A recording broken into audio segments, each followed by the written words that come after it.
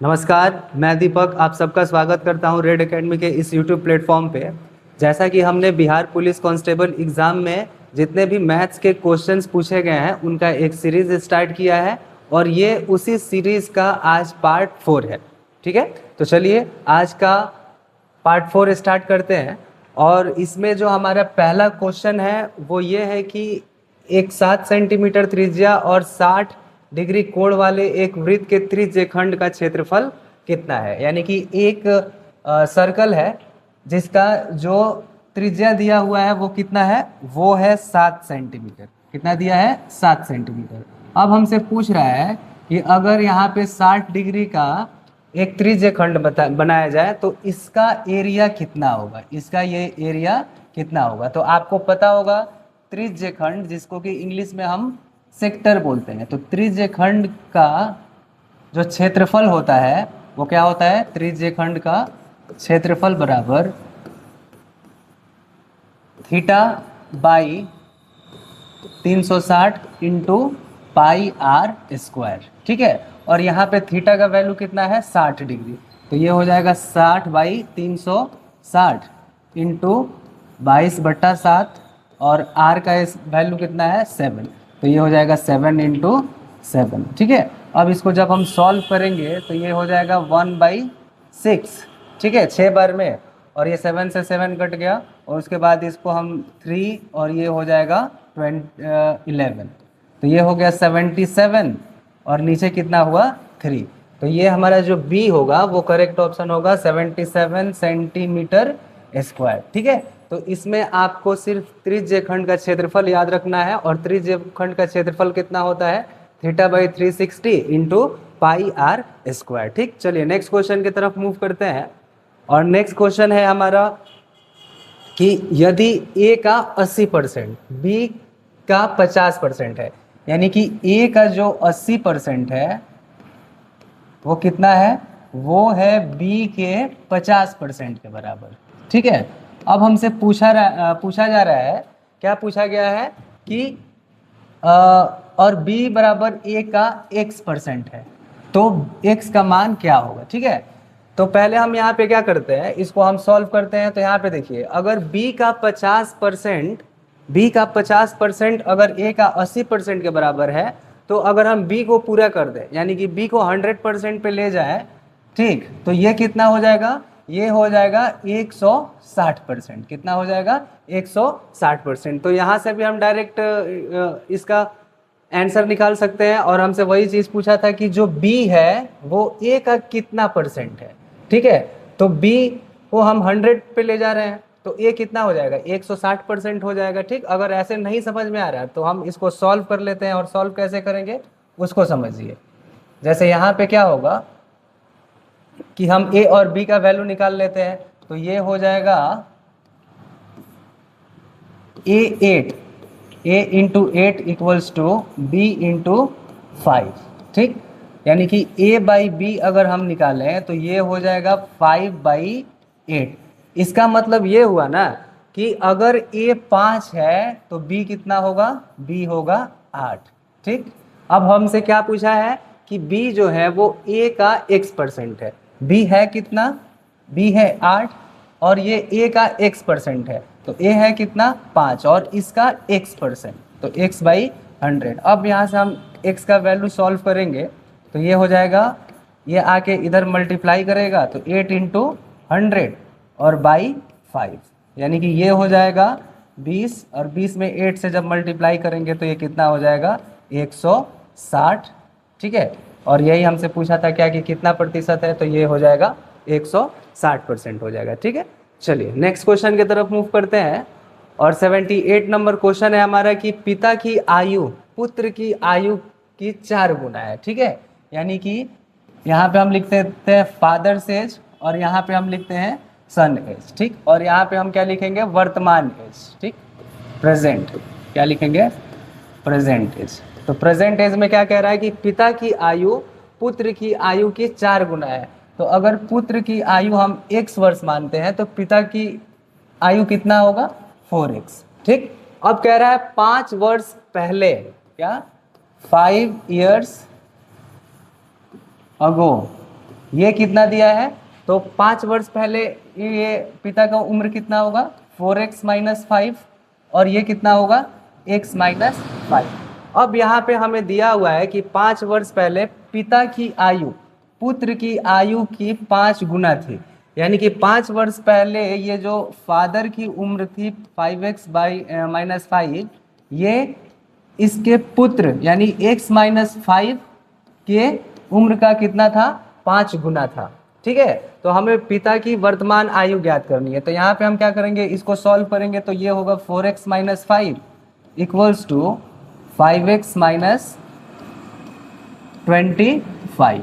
ठीक, अब x का वैल्यू निकालना है हमें, तो x को इधर लेके जाएंगे तो 5x, और ये इधर आके माइनस करेगा तो इधर क्या बच जाएगा, सिर्फ x बचेगा। ठीक, और इधर पहले से क्या था -5 था, और ये -5 इधर आए, -25 इधर आएगा तो ये कितना हो जाएगा +25, यानी x का जो वैल्यू हमारा निकल रहा है वो कितना निकल रहा है 20। x का वैल्यू कितना निकल रहा है 20, यानी कि हमने x माना क्या था, हमने माना था x पुत्र का प्रेजेंट वर्तमान आयु, और ये कितना निकल के आया 20 वर्ष, कितना 20 वर्ष। ठीक, और हमसे किसका पूछा गया है, पिता की वर्तमान आयु कितनी है, तो पिता की वर्तमान आयु कितनी है 4x, और 4x बराबर कितना हो जाएगा 4 × 20, यानी कि ये हो जाएगा 80 वर्ष। ठीक है, यानी कि ऑप्शन सी जो होगा वो हमारा करेक्ट ऑप्शन होगा। चलिए नेक्स्ट क्वेश्चन की तरफ मूव करते हैं।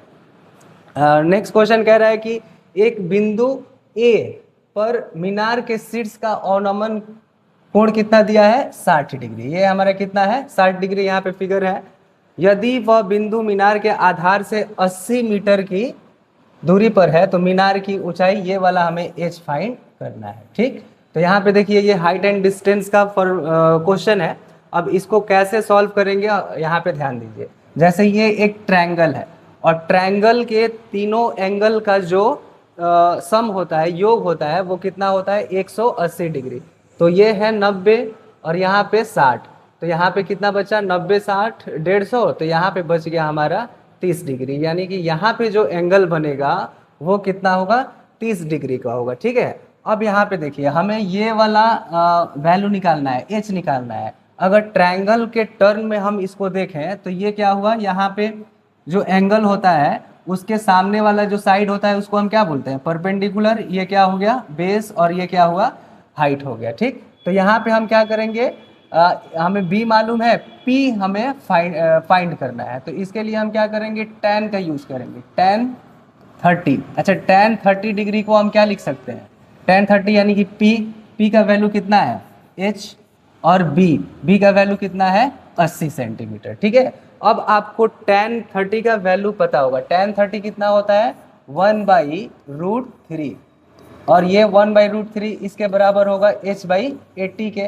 तो h का वैल्यू यहाँ से कितना हो जाएगा, ये आ जाएगा ऊपर, यानी कि 80/√3, 80/√3, और यही h का वैल्यू हमसे पूछा गया था। तो इसका जो करेक्ट आंसर होगा वो क्या होगा 80/√3। ठीक है, तो इसको आप लोग ध्यान से, मतलब इसमें आप tan का वैल्यू याद रखिएगा, tan का नहीं, जितना भी साइन कॉस जितना भी रेशियो होता है उन सब का आप वैल्यू हमेशा ध्यान रखिएगा। चलिए नेक्स्ट क्वेश्चन की तरफ मूव करते हैं, और नेक्स्ट क्वेश्चन है हमारा कि 4 tan थीटा इक्वल्स टू 3 है, तो हमें वैल्यू फाइंड करना है। जैसे यहाँ पे ये इस तरह से दिया हुआ है 4 sin theta minus cos theta by 4 sin theta plus cos theta,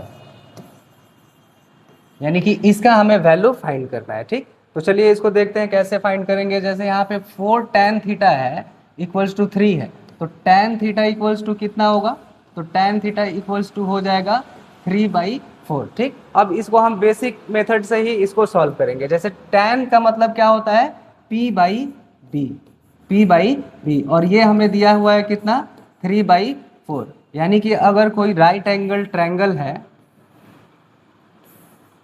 तो ये हो गया 90 डिग्री। ठीक, यहाँ पे अगर एंगल मानते हैं तो ये परपेंडिकुलर, यानी कि इसका वैल्यू कितना है 3, इसका वैल्यू कितना है 3, और बेस का वैल्यू कितना है 4, तो हाइपोटेनस कितना होगा। तो आप हमेशा याद रखिएगा एक पाइथागोरस ट्रिपलेट होता है 3, 4 और 5 का। इसका मतलब ये हुआ कि अगर राइट एंगल ट्रायंगल में दो साइड 3 और 4 है तो तीसरा साइड कितना होगा, 5 होगा। या फिर अगर नहीं याद तो आप ये वाले formula h square equals to p square plus b square पे यहाँ से एच का वैल्यू निकाल लीजिए, वो कितना आएगा, 5 ही आएगा। ठीक, तो यानी कि हमें पी मालूम हो गया, बी मालूम हो गया और एच भी मालूम हो गया, कितना है, 5।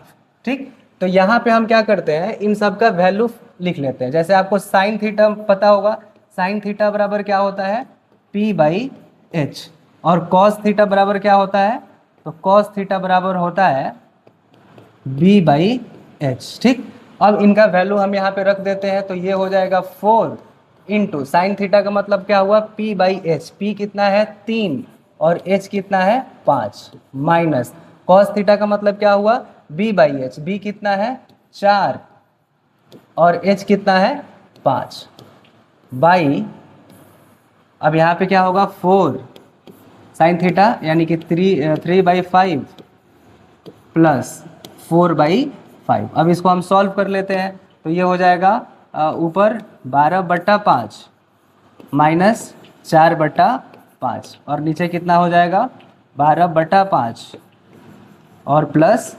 4/5। अब जब इसको हम सॉल्व करेंगे तो एलसीएम 5 आएगा। ठीक, एलसीएम 5 आएगा, तो ये हो जाएगा 12 माइनस 4 यानी कि ये हो जाएगा 8।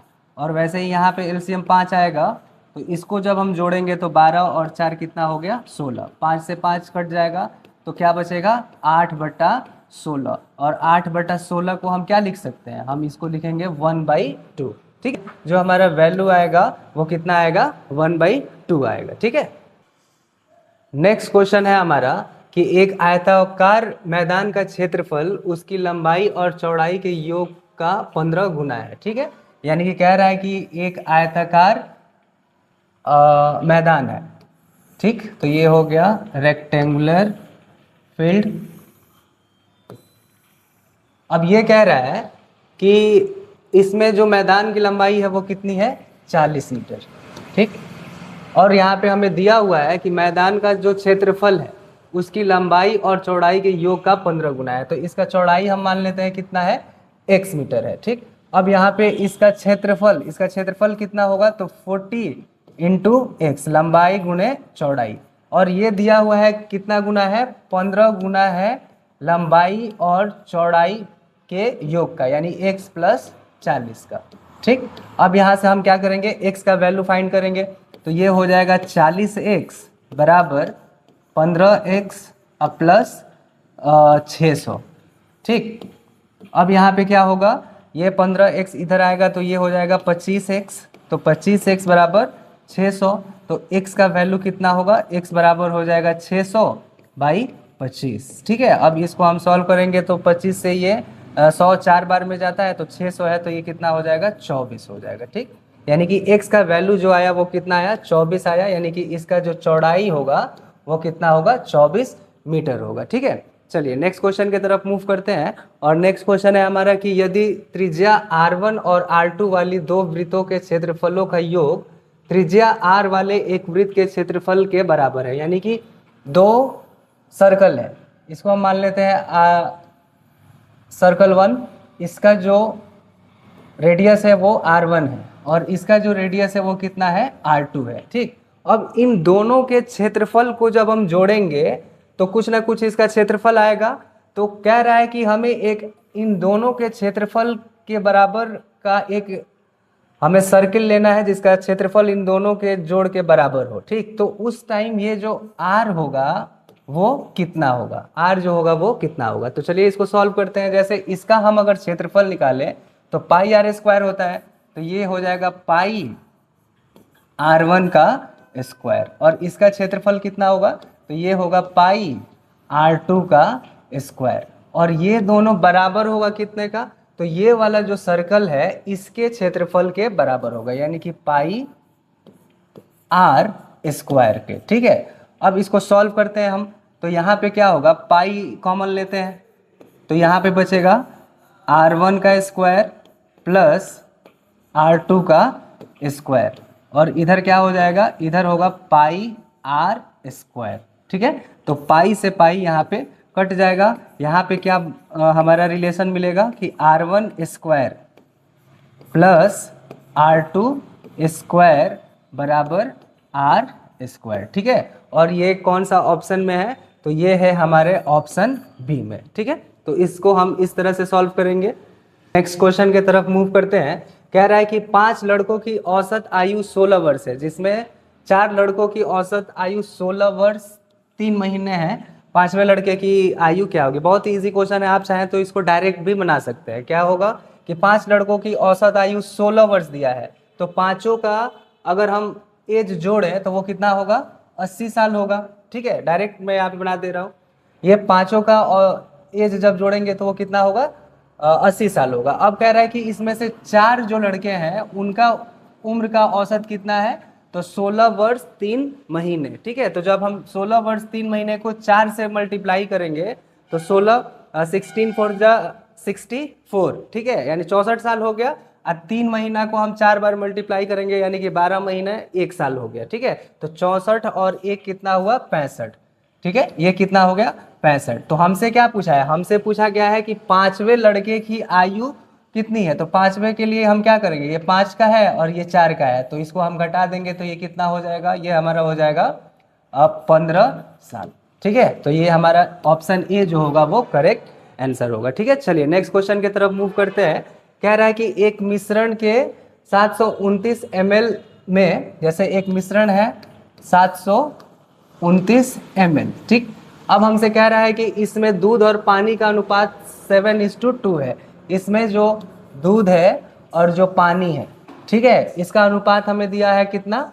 ये दिया हुआ है 7:2 का, ठीक। अब हमसे कह रहा है कि दूध और पानी का एक नया मिश्रण बनाना है जिसमें ये अनुपात कितना होना चाहिए? 3 होना चाहिए। यानी हमसे ये पूछा जा रहा है कि कितना पानी हम मिला देंगे कि इसका अनुपात जो 2 है, पानी का अनुपात कितना है? 2 है, वो कितना हो जाए? 3 हो जाए, ठीक है। तो चलिए इसको हम सॉल्व करते हैं। जैसे मान लेते हैं पानी है यहाँ पे 2x और जो दूध है वो कितना है? 7x। तो ये दोनों मिला के कितना हुआ? 9x। और 9x बराबर कितना होगा? तो ये होगा 729 ml के, ठीक है। तो 1x बराबर कितना होगा? तो 1x हो जाएगा, इसको जब हम सॉल्व करेंगे यहाँ से तो 8 और ये 1, यानी कि 1x बराबर कितना आ रहा है? 81 ml आ रहा है, ठीक है। यानी कि यहाँ पे देखिए पहले 2 दिया था और इसे हमें कितना करना है? 3 करना है। कितना करना है? 3 करना है। तो 3 करना है और 1 का वैल्यू कितना आया है? 81 आया है, यानी कि हमें उसमें कितना मिलाना होगा?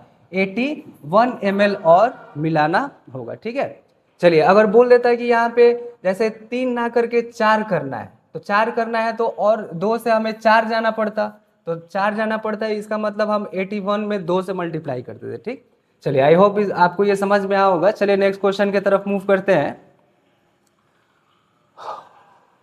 और नेक्स्ट क्वेश्चन है हमारा कि जैसे यहाँ पे एक इक्वेशन दिया है। इक्वेशन क्या है? x² minus bx plus c equals to 0, ठीक है। और इसके जो रूट है वो कितने हैं? अल्फा और बीटा, अल्फा और बीटा। अब कह रहा है कि अगर ये जो मूल है वो अल्फा और माइनस बीटा हो जाए, अगर जो मूल है वो अल्फा और माइनस बीटा हो जाए, अल्फा और माइनस बीटा नहीं, ये माइनस अल्फा होगा। यहाँ पे क्वेश्चन में क्या है? माइनस अल्फा और माइनस बीटा हो जाए तो नया समीकरण इनमें से कौन सा होगा, ठीक है। तो इस क्वेश्चन को करने के लिए यहाँ पे हमें कुछ बेसिक चीज़ें जाननी होगी, और वो बेसिक चीज़ें क्या है ध्यान दीजिएगा। जैसे अगर जो स्टैंडर्ड इक्वेशन होता है वो होता है x² plus bx plus c equals to 0। अगर इसके रूट, अगर इसके मूल अल्फा और बीटा है तो इसमें कुछ बातें ध्यान देनी होती है। एक तो इन मूलों का योग, ठीक, यानी अल्फा प्लस बीटा ये कितना के बराबर होता है? ये होता है -b के, ठीक है। और इनका जो गुणनफल होता है वो कितना होता है? अल्फा इंटू बीटा, यानी कि ये बराबर होता है c के, ठीक। इसके अलावा अगर हमें अल्फा और बीटा दिया रहे और हमसे बोल दिया जाए, ठीक, अगर हमसे बोल दिया जाए कि अल्फा और बीटा दिया हुआ है तो इसका समीकरण क्या होगा? तो इसका समीकरण का फॉर्मूला क्या होता है? ये होता है x² minus x square minus alpha plus beta x plus alpha into beta equals to 0। ठीक है, तो इसमें आप इतना चीज़ ध्यान रखिएगा क्या कि अगर कोई इक्वेशन है और उसका रूट जो हमें दिया है वो अल्फा और बीटा है, तो alpha plus beta equals to क्या होता है, माइनस बी, और अल्फा इंटू बीटा यानी कि उनका गुणनफल कितना होता है, सी के बराबर। इसके अलावा अल्फा और बीटा दिया रहे तो उसका इक्वेशन बनाने का फॉर्मूला क्या होता है, वो होता है x square minus alpha plus beta x plus alpha into beta equals to 0। अब हमें ये कह रहा था क्वेश्चन में कि ये हमें इक्वेशन दिया है और इसका रूट है अल्फा और बीटा, तो यहाँ से अल्फा और बीटा को हम जब जोड़ेंगे तो ये कितना होगा, अल्फा प्लस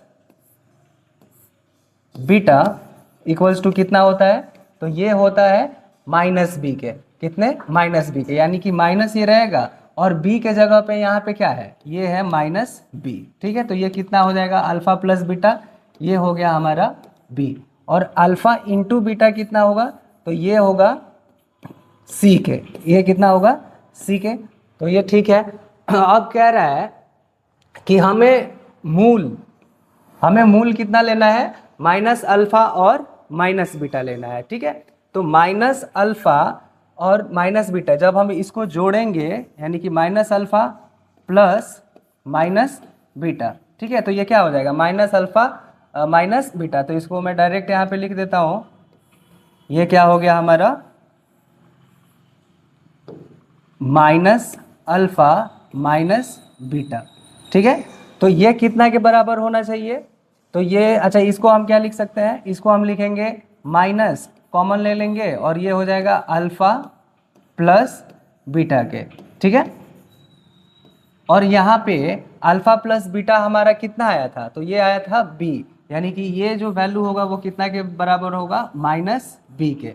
ठीक है, और यहाँ पे क्या होगा, जब इसका हम प्रोडक्ट निकालेंगे तो ये हो जाएगा minus alpha into minus beta, यानी कि alpha into beta, minus minus क्या हो जाएगा, प्लस हो जाएगा। तो इसका वैल्यू हमें कितना मिला है, इसका मिला है हमें सी।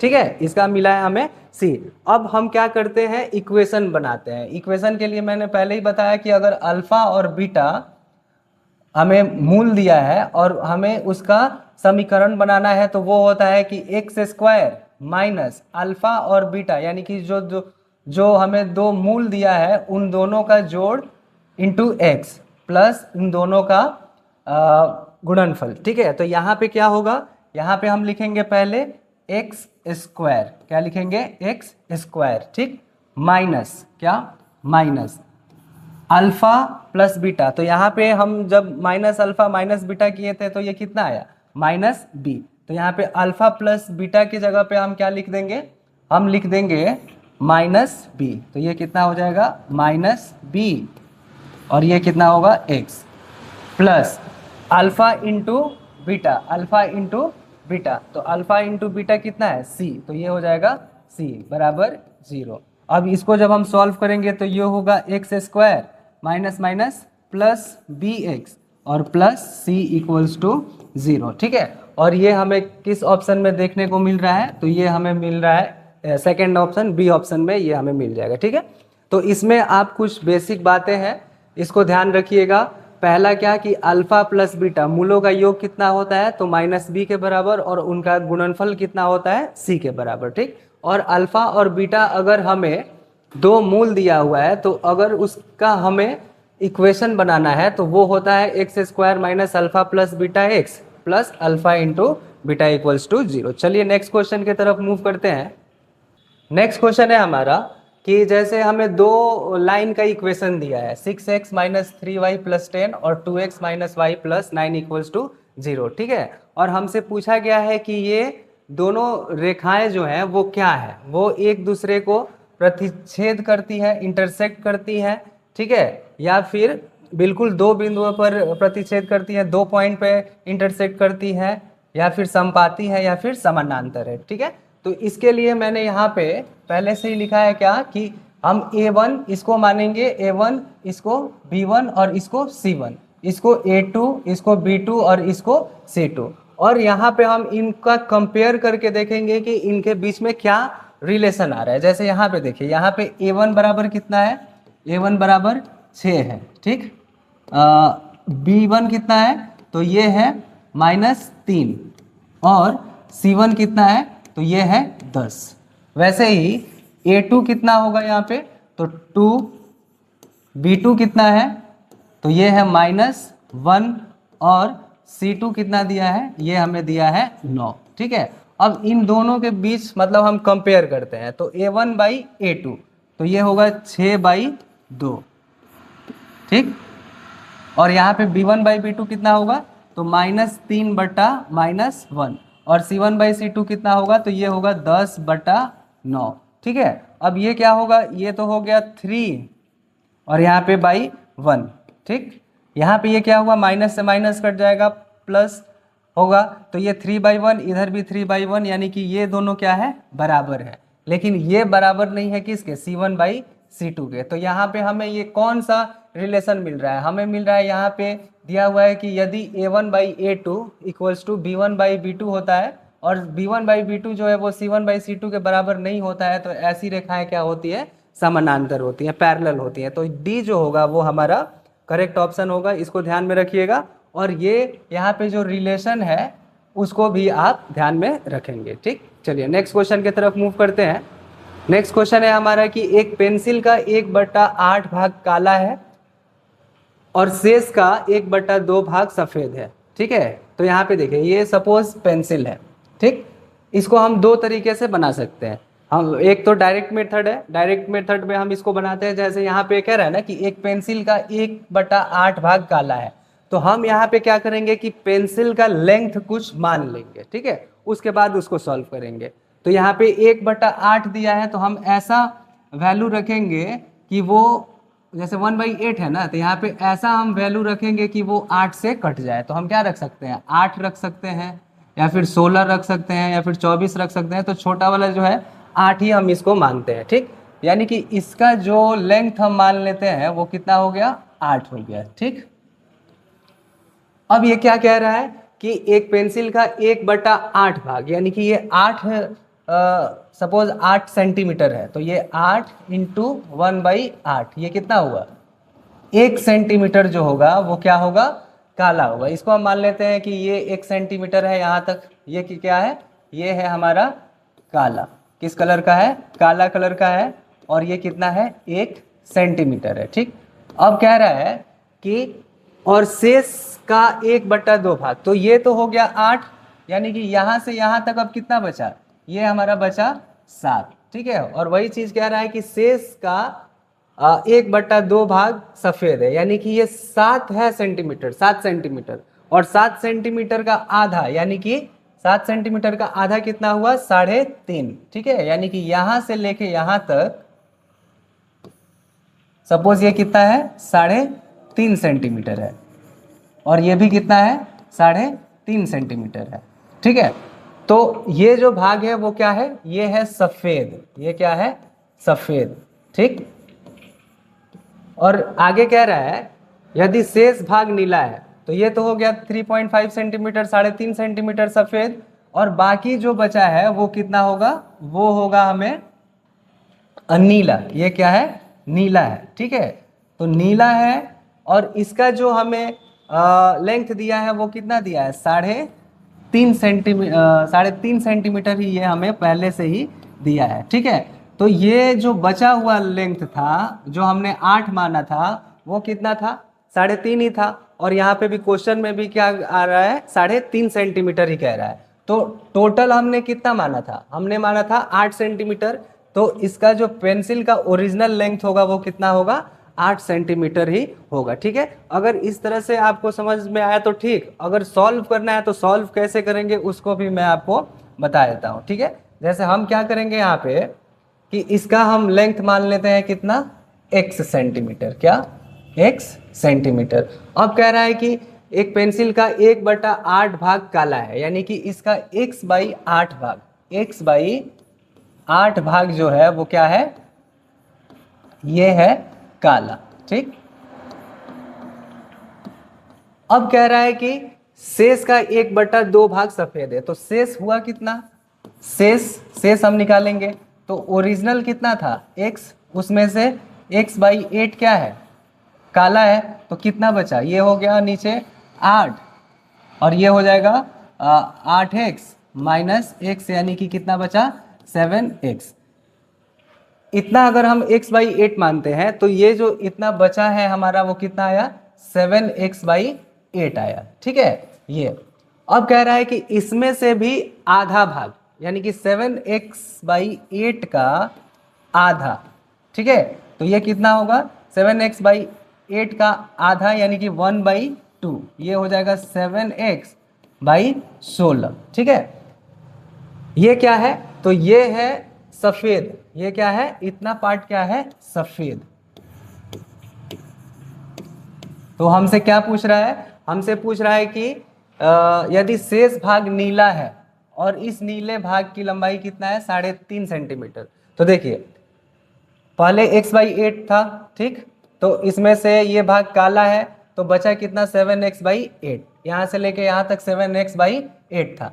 इसमें भी आधा जो है वो कितना है, 7x/8 का आधा सफ़ेद है, यानी 7x/16 क्या है, सफ़ेद है। तो अभी बचा कितना, तो 7x/8 बचा हुआ था और उसमें से भी 7x/16 जो था वो क्या हो गया, सफ़ेद हो गया। तो बचा कितना, तो 7x/8 और उसका आधा यानी 7x/16, इसको हम जब घटाएंगे तो ये कितना हो जाएगा, ये हो जाएगा 16 और ये हो जाएगा 14x माइनस 7x, यानी कि ये हो गया 7x/16। और ये जो 7x/16 है ये कितना के बराबर है, ये हमें दिया है 3.5। 3.5 को हम क्या लिख सकते हैं, 3 होल 1/2 है ना, तो ये हो जाएगा 3 2 जा 6 और 1 7/2। ठीक है, तो ये कितना के बराबर है, 7/2 सेंटीमीटर के बराबर है। तो ये हो जाएगा 8 और यहाँ पे 7 से 7 कट जाएगा, ये x ऊपर चला जाएगा, तो ये x का वैल्यू कितना आया,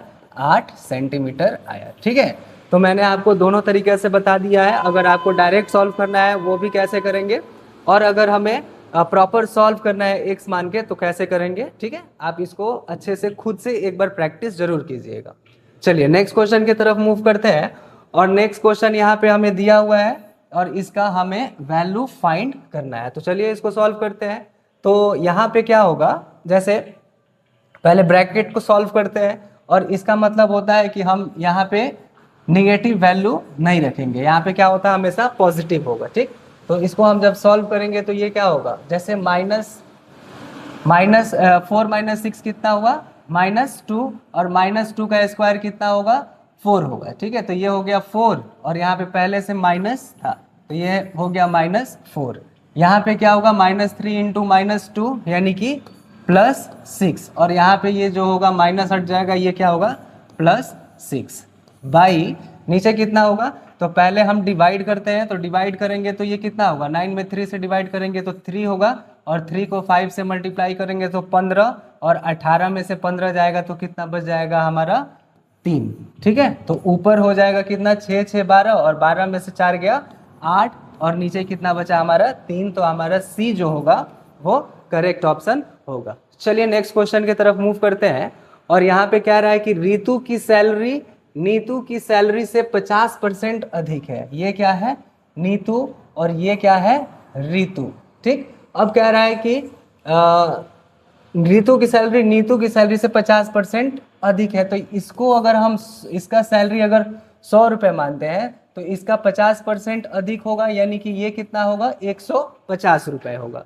तो हमसे क्या पूछ रहा है कि नीतू की सैलरी रीतू की सैलरी से कितनी प्रतिशत कम है, यानी कि यहाँ पे हमें ये पूछा गया है ना कि ये जो 100 है वो 150 का कितना परसेंट है, 150 का कितना परसेंट है। तो हम मान लेते हैं कितना है, x% है। तो x% के लिए x/100। अब सिंपली हमें यहाँ पे क्या करना है, x का वैल्यू फाइंड कर लेना है। तो x बराबर क्या हो जाएगा, ये होगा 100 × 100 और बाई 150 150। ठीक है, तो ये चलिए इसको हम सॉल्व करते हैं। तो ये हो जाएगा 0 से 0, यहाँ पे 2 और यहाँ पे 3। ठीक है, और 100 को जब हम 3 से डिवाइड करते हैं तो ये होता है 33 होल 1/3।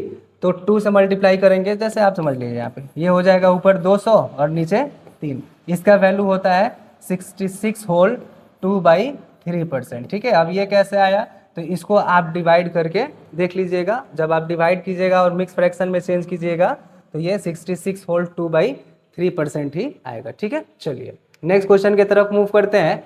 कह रहा है कि एक चतुर्भुज के कोण 3:5 9:30 के रेशियो में है। तो चतुर्भुज के सभी कोण हैं, आपको पता होगा कि चतुर्भुज के सभी कोणों का योग जो होता है वो कितना होता है, 360। ठीक है, तो हम सबको मान लेते हैं कि ये 3x था, ये कितना था 5x था, ये 9x था और ये कितना था 13x था। और इन सबको जोड़ेंगे तो ये कितना के बराबर आना चाहिए, ये आना चाहिए 360 के बराबर। तो 3 5 8 8 और 9 17 17 और 13 कितना हुआ 30। तो 30x जो होगा वो कितना के बराबर है, 360 डिग्री के। तो 1x बराबर कितना हो जाएगा, तो ये आके 30 इधर डिवाइड करेगा तो ये हो जाएगा 360/30। ठीक है, तो ये कितना हो गया 12। ये 1x बराबर कितना आया 12 डिग्री। ठीक है, तो हम क्या करेंगे 3x निकालेंगे। तो 3x बराबर कितना हो जाएगा, यहाँ पे 3 से मल्टीप्लाई करेंगे तो ये हो जाएगा 36। यहाँ पे हम 12 से मल्टीप्लाई करेंगे तो ये हो जाएगा 60। यहाँ पे 12 से मल्टीप्लाई करेंगे तो ये होगा 108 डिग्री। और यहाँ पे जब हम 12 से मल्टीप्लाई करेंगे तो ये हो जाता है 156 डिग्री। ठीक है, यानी कि जो डी होगा वो हमारा करेक्ट ऑप्शन होगा। बहुत ही इजी क्वेश्चन था, सिर्फ x का वैल्यू निकाल के यहाँ पे हमें सिर्फ इसको मल्टीप्लाई कर दे देना था। चलिए नेक्स्ट क्वेश्चन की तरफ मूव करते हैं। कह रहा है कि एक धनराशि चक्रवृद्धि ब्याज की दर से 6 वर्षों में स्वयं की 2 गुनी हो जाती है, कितने वर्षों में यह 8 गुनी हो जाएगी। ठीक है, तो यहाँ पे एक बात हमेशा ध्यान दीजिएगा, साधारण ब्याज और सिंपल ब्याज के केस में, सिंपल इंटरेस्ट और कंपाउंड इंटरेस्ट। साधारण ब्याज और चक्रवृद्धि ब्याज में क्या होता है कि जैसे अगर कोई राशि है, ठीक, और उस पर कुछ इंटरेस्ट मिल रहा है हमें, जैसे एक राशि है वो 5 वर्षों में साधारण ब्याज की दर से दोगुनी हो जा रही है। ठीक है, तो फिर अगले 5 साल में यानी 10 साल में वो कितना होगा 4 गुना होगा, 15 साल में कितना होगा 6 गुना होगा। ठीक है, लेकिन यहाँ पे कंपाउंड इंटरेस्ट के केस में क्या होता है, ये जैसे कुछ साल में अगर 2% 2 गुना हो रहा है, जैसे यहाँ पे क्वेश्चन में कह रहा था कि एक धनराशि चक्रवृद्धि ब्याज की दर से 6 वर्षों में स्वयं की 2 गुना ही हो जाती है, यानी कि 6 वर्ष में ये कितना हो रहा है 2 गुना। ठीक है, यानी कि 2 को हम क्या लिख सकते हैं 2 का पावर 1। तो अगले 6 वर्ष में यानी कि वो 12 वर्ष में कितना हो जाएगा, तो ये हो जाएगा, यहाँ पे 2 का पावर 1 था ना, तो ये हो जाएगा 2 का पावर 2, यानी कि ये 4 गुना हो जाएगा। ठीक, और फिर अगले 6 साल में यानी 18 साल में ये कितना हो जाएगा, तो ये हो जाएगा 2 का पावर 3, यानी कि 8 गुना हो जाएगा। और यही हमसे पूछा गया था कि ये 8 गुना कितने समय में होगा, तो हमारा करेक्ट ऑप्शन क्या होगा 18 साल होगा। ठीक है, लेकिन इसको मतलब ये तो था हमारा क्वेश्चन, लेकिन इसको आप सिंपल इंटरेस्ट के केस में भी समझ लीजिए। जैसे अगर रहता है कि 6 साल में अगर ये 2 गुना होता, ठीक है, तो ये 12 साल में कितना होता, 12 साल में ये 4 गुना हो जाता। ठीक है, और 18 साल में कितना होता, तो ये होता, जैसे यहाँ पे 8 गुना हो गया ना, पहले 6 साल में 2 गुना, 12 साल में 4 गुना और 18 साल में डायरेक्ट कितना हो गया 8 गुना हो गया। लेकिन ये क्या होता, ये सिर्फ 6 गुना ही होता, यानी कि 2 गुना हो के वो बढ़ता। ठीक है, तो यही होता है पावर ऑफ कंपाउंडिंग। ठीक, कंपाउंडिंग का पावर होता है कि ये कैसे ग्रो करता है, तो ये पावर में ग्रो करता है। जैसे 2 to the power 1, 2 to the power 2, फिर 2 to the power 3 और यहाँ पे 2 to the power 4। जैसे यहाँ पे अगर हम बात करें, अगर हम 24 साल इसको रखते, ठीक, तो ये कितना हो जाता, तो ये हो जाता 2 to the power 4, यानी कि 16 गुना हो जाता है। कितना हो जाता, 16 गुना होता है। लेकिन अगर सिंपल इंटरेस्ट की बात करें तो ये 24 साल में कितना हो पाता, सिर्फ ये होता हमारा 8 गुना ही हो पाता है। ठीक है, तो इसको आप ध्यान रखिएगा कैसे, कंपाउंड इंटरेस्ट के केस में सॉल्व करते हैं। चलिए नेक्स्ट क्वेश्चन की तरफ मूव करते हैं और कह रहा है कि दो वृत्तों के क्षेत्रफलों का अनुपात 4:9 है, तो उनकी परिधि का अनुपात क्या होगा। मान लेते हैं कि जो पहला वृत्त है उसका जो हमारा क्या बोलते हैं उसको रेडियस है वो r1 है और दूसरे का रेडियस कितना है r2 है। तो पहले का जो एरिया होगा वो कितना होगा पाई r1 का स्क्वायर और दूसरे का कितना होगा पाई r2 का स्क्वायर। ठीक, अब इसका हमें अनुपात दिया है कितना, ये हमें दिया है 4:9 का। ठीक है, तो हम यहाँ पे कैसे इसको सॉल्व करेंगे, जैसे पाई r1 square by pi r2 square बराबर 4/9। पाई से पाई कट जाएगा, r1 square by r2 square कितना आया, तो ये आया 4/9, 4/9। ठीक, तो यहाँ पे हम स्क्वायर दोनों जगह है, तो यहाँ से जब स्क्वायर हटाएंगे यानी कि इसको हम क्या लिख सकते हैं, इसको हम लिखेंगे r1 बाई r2 का स्क्वायर बराबर 4/9 और r1 बाई r2 जब हम निकालेंगे तो आके रूट इधर लग जाएगा और रूट लगेगा तो ये हो जाएगा ऊपर 2 और नीचे 3। ठीक, यानी r1 का वैल्यू कितना आ रहा है 2 आ रहा है, r2 का वैल्यू कितना आ रहा है 3 आ रहा है। हमसे क्या पूछा गया, उनकी परिधि का अनुपात पूछा गया है, तो परिधि बराबर क्या होगा 2 पाई r1 बाई 2 पाई r2। 2 से 2 पाई से पाई खत्म, यहाँ पे r1 बाई r2 कितना हो जाएगा 2/3, यानी कि हमारा करेक्ट ऑप्शन जो होगा वो कौन सा होगा, सी होगा। चलिए नेक्स्ट क्वेश्चन की तरफ मूव करते हैं और नेक्स्ट क्वेश्चन जैसे यहाँ पे कह रहा है कि निम्नलिखित का मान ज्ञात कीजिए। ठीक, तो यहाँ पे देखिए 782 कितना बार है 3 बार। ठीक, तो ये कितना होगा 783 का क्यूब प्लस 218 का क्यूब और नीचे क्या है, नीचे है 782 का स्क्वायर माइनस 782 इंटू 218 प्लस 218 का स्क्वायर। ठीक, तो यहाँ पे ये जो बेसिकली है ना, ये क्या है a cube plus b cube by a square minus a b plus b square के फॉर्म में है। ठीक है, और आपने एक फॉर्मूला पढ़ा होगा, फॉर्मूला क्या होता है कि a cube plus b cube ये कितना होता है, तो ये होता है a plus b into a minus a square minus a b plus b square के। ठीक, तो यहाँ से जब हम ए बी का वैल्यू निकालेंगे ए प्लस बी का, तो ये क्या हो जाएगा, ये हो जाएगा a cube plus b cube और ये आ जाएगा नीचे, यानी कि a square minus a b plus b square.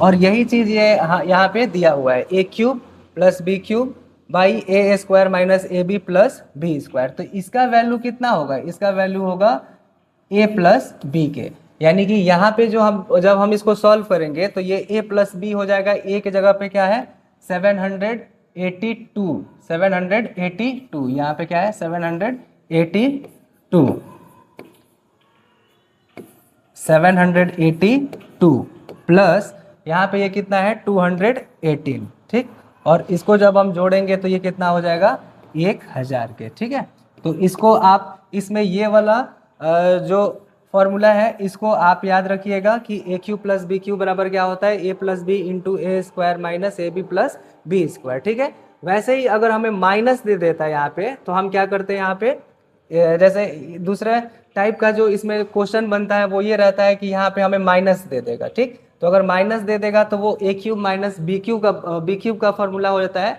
उस केस में जैसे यहाँ पे ए प्लस बी कर रहे थे ना, तो वहाँ पे हम क्या करते हैं ए माइनस बी कर देते हैं। ठीक, चलिए नेक्स्ट क्वेश्चन है हमारा कि 1.6 यहाँ पे बार है, 1.6 बार का सरलतम रूप क्या होगा। तो ये जैसे 1.6 बार है तो इसको हम क्या लिखेंगे 1 प्लस 0.6 बार और ये कितना के बराबर होगा, तो ये हो जाएगा 1 और ये 6 बार को हम 0.6 बार को कैसे लिखते हैं 6 बाई जितना नंबर जितना डिजिट पे बार रहता है उतना 9, तो ये हो जाएगा 6/9।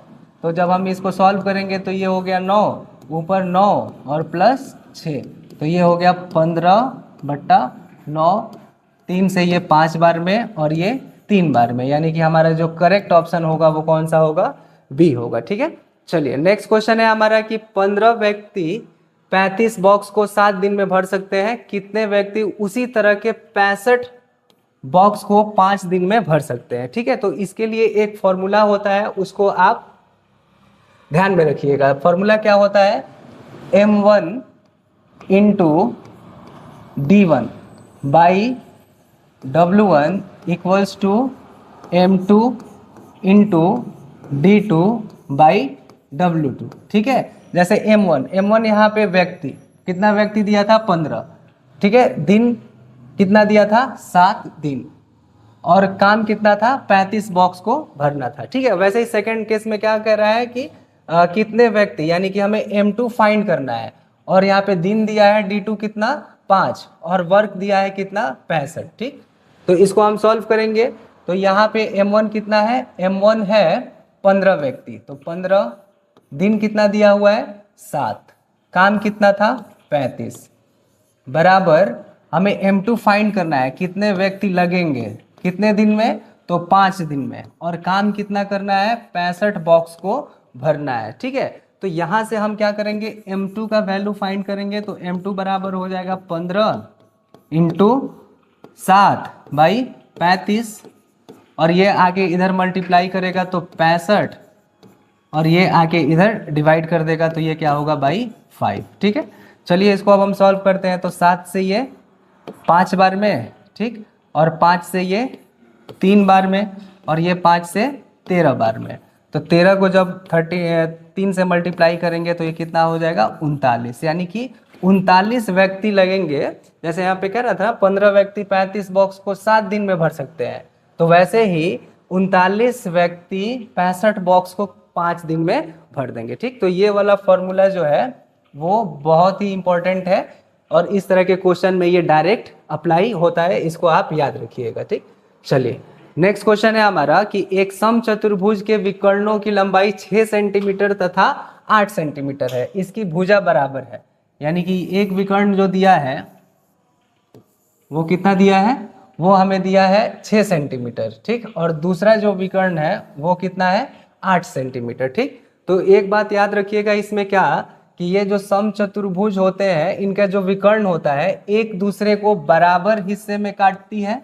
ठीक है, और ये यहाँ पे कितना डिग्री का एंगल बनाएगा, तो 90 डिग्री का। जैसे यहाँ पे अगर मान लीजिए ये वाला जो विकर्ण है इसको हम 8 सेंटीमीटर मानते हैं, तो ये कितना होगा 4, और ये कितना हो जाएगा 4। ठीक, वैसे ये अगर इसको हम 6 सेंटीमीटर मानते हैं तो ये कितना होगा 3, और ये कितना हो जाएगा 3। ठीक है, अब यहाँ पे क्या होगा ना, अगर हम इस पार्ट को देखें, चाहे कोई सा भी पार्ट यहाँ से यहाँ तक देखें या फिर यहाँ से यहाँ पे देखें, तो यहाँ पे क्या बन रहा है, यहाँ पे एक बन रहा है राइट एंगल ट्रायंगल। क्या बन रहा है, राइट एंगल ट्रायंगल, जिसमें एक जो भुजा है वो कितना है 3 आ रहा है, और दूसरा भुजा कितना आ रहा है 4 आ रहा है। तो वही हमसे पूछा है कि इसकी भुजा कितनी होगी, यानी कि ये हाइपोटेनस कितना होगा।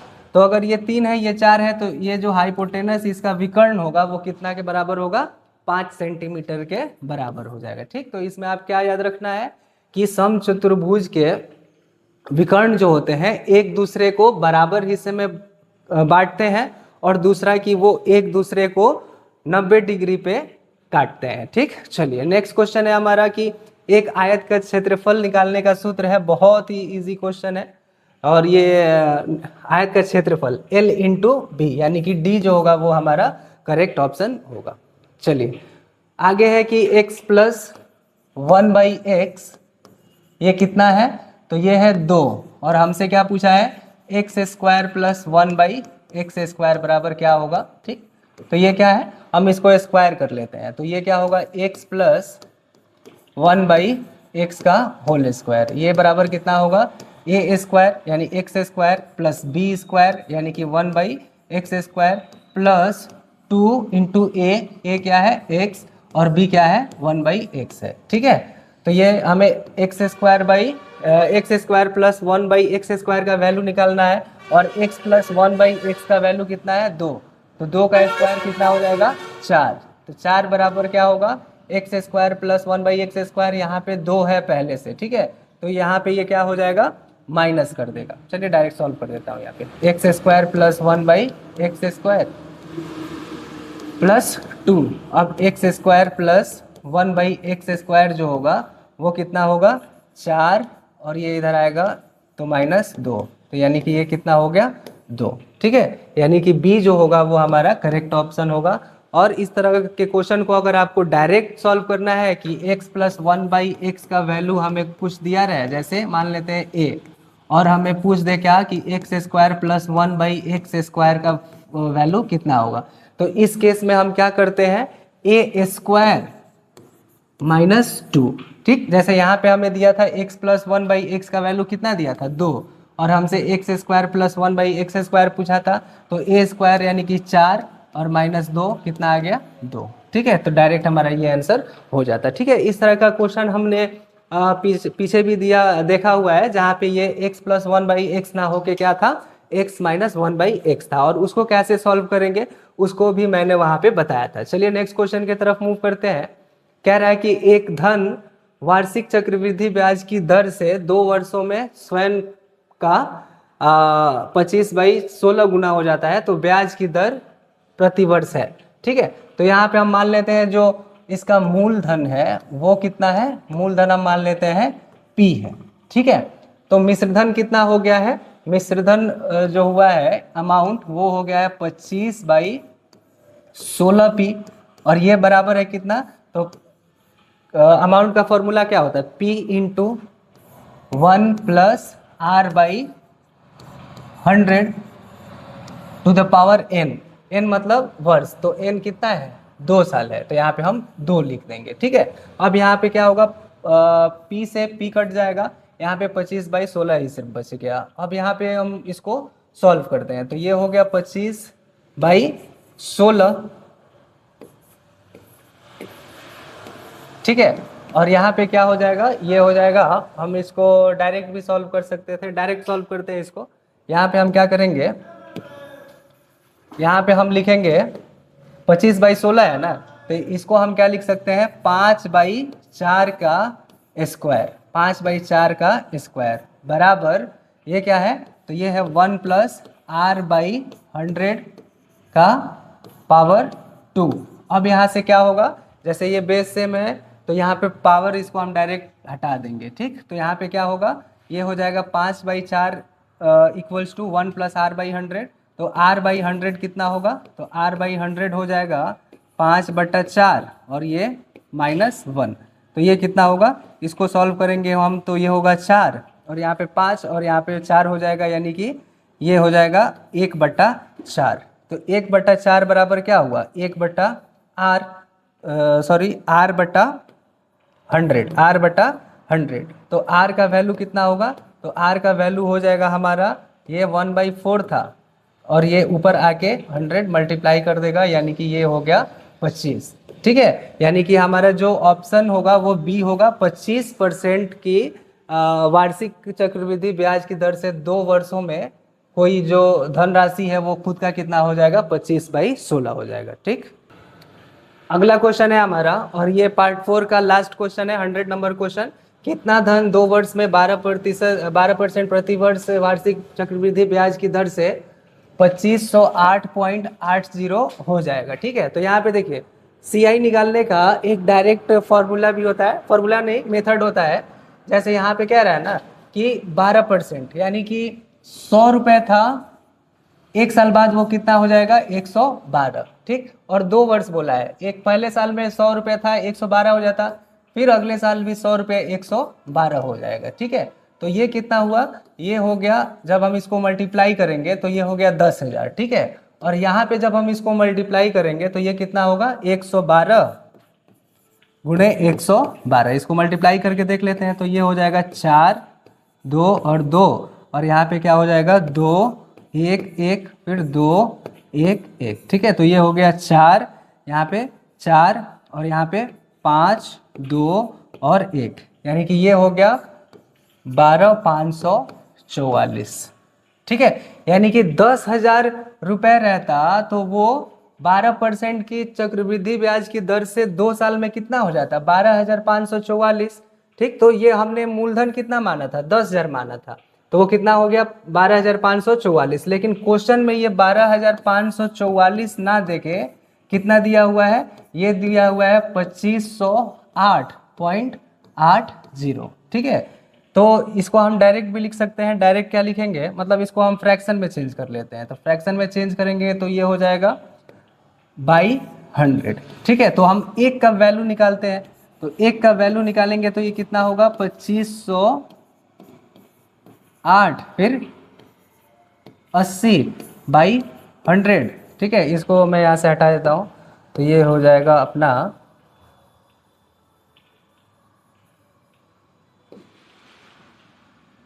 2508/100 भाई, यहाँ पे एक का वैल्यू निकालेंगे तो ये आके यहाँ पे डिवाइड कर देगा 12,544। ठीक है, अब हमें किसका वैल्यू निकालना था, हमें निकालना है 10,000 का। क्या, 10,000 का, तो 10,000 का वैल्यू क्या होगा, 10,000 बराबर हो जाएगा 25,0880/100 इंटू 12,544, और यहाँ पे हम कितना से मल्टीप्लाई कर देंगे, 10,000 से। ठीक है, तो ये हो जाएगा 10,000। ठीक, तो ये 100 से यहाँ पे डबल जीरो हटा देगा। अब यहाँ पे देखिए, ये जब इसको आप ध्यान से देखिएगा ना, तो ये 12,544 है। ठीक, इसका जब हम डबल करेंगे तो ये कितना हो जाएगा 25,088। कितना हो जाएगा 25,088, यानी कि ये इसको कितना बार में कटा दे रहा है, 2 बार में। तो ऊपर कितना बचा 20, और यहाँ पे कितना बचा 100, ऊपर बचा 20 और 100, और इसको जब हम सॉल्व करेंगे तो ये कितना हो जाएगा 20 पे 2 पे 3 जीरो, 2 पे 3 जीरो, यानी कि 2,000। और ये हमारा ऑप्शन ए जो होगा वो करेक्ट ऑप्शन होगा। ठीक है, तो ये हमारा पार्ट 4 था, और अभी तक हमने 100 क्वेश्चंस देख लिए जो बिहार पुलिस कांस्टेबल एग्जाम में पूछा गया है। तो अगर आपने इसके पहले का वीडियो नहीं देखा है तो उसको जाके ज़रूर देखिएगा, और सिर्फ देखना नहीं है, उसको खुद से सॉल्व करने की कोशिश भी करना है। ठीक है, तो चलिए मिलते हैं अब अगले वीडियो में।